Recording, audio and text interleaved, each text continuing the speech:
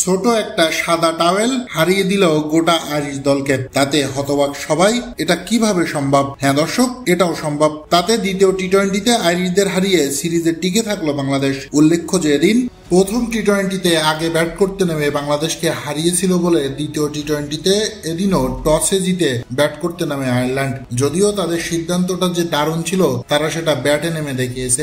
যেখানে ওপেনিং জুটি থেকে আসে 57 রান। শুরু থেকেই বাংলাদেশি বোলারদের পিটিয়ে তক্তা বানাতে থাকে আইরিশ দুই ওপেনার। তবে বলে এসে তাদের লাগাম টেনে ধরেন তানজিম সাকিব। দুর্দান্ত বোলিং করে পল স্টার্লিংকে আউট করেন সাকিব। তবুও পাওয়ার প্লে শেষে রেকর্ড রান তোলে আইরিশরা। প্রথম ওভারটা বাজে করলেও পাওয়ার প্লে শেষে বল করতে এসে উল্টো আইরিশদের চেপে ধরে শেখ মেহেদী। ওই ওভারেই 2 উইকেট তুলে নেয়। পরের ওভারে এসে আরো একটা, তাতে ম্যাচে ফেরে বাংলাদেশ।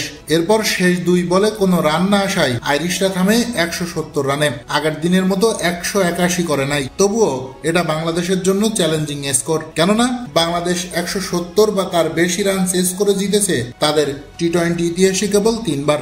যদিও এদিন জবাব দিতে নেমে ভালো শুরু পায় বাংলাদেশ, তবে ভুল বোঝাবুঝিতে 26 রানে প্রথম উইকেট হারায়। রান আউটে কাটা পড়েন তানজিদ তামিম। তবুও লিটনকে নিয়ে অন্য পাশে ছড়ি ঘোরাতে থাকেন পারভেজ ইমন। আইরিশদের আজ কোনো সুযোগই দিচ্ছে না এই ব্যাটার। তাতে তামিমকে হারালেও ইমনের ব্যাটে ঘুরে দাঁড়িয়েছে বাংলাদেশ। লিটনের সাথে 50 রানের পার্টনারশিপ গড়ে 43 রানে বিদায় নেয় ইমন। তাতে 86 রানে 2 উইকেট হারায় বাংলাদেশ। এরপর বাউন্ডারি লাইন থেকে দারুণ একটা ক্যাচ ধরে আইরিশ ফিল্ডার, তবে তার টাওয়েলের কারণে ছক্কা হয়ে যায়। তাতে এ যাত্রায় বেঁচে যান লিটন। ফিল্ডারের সাদা টাওয়েল বাউন্ডারি লাইনে টাচ করায় ছক্কা দিয়ে দেন থার্ড আম্পায়ার। দারুণ ক্যাচ ধরেও তাই হতাশ ছিল পুরো আয়ারল্যান্ড দল। সুযোগ পেয়ে লিটন তুলে নেন দুর্দান্ত 50।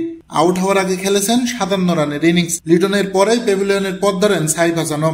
তখনও জিততে হলে বাংলাদেশের প্রয়োজন 28 বলে 31 রান। এরপর 14 বলে 22 রান বাকি থাকতে রান আউট হন তাওহিদ হৃদয়। তবে ব্যাটে এসে দ্রুত রান তোলার চেষ্টা করেন সাইফুদ্দিন।